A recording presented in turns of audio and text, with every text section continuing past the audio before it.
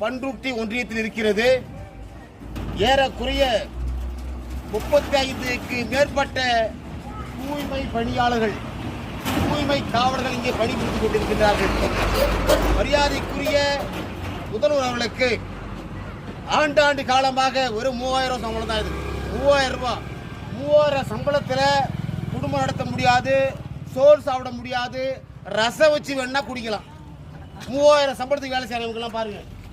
இந்த கொரோனா பேரிடர் காலத்தில் மிகவும் சிறப்பாக பணியாற்றியவர்கள், முன்கள பணியாளர்கள் தான் இந்த தூய்மை காவலர்கள்.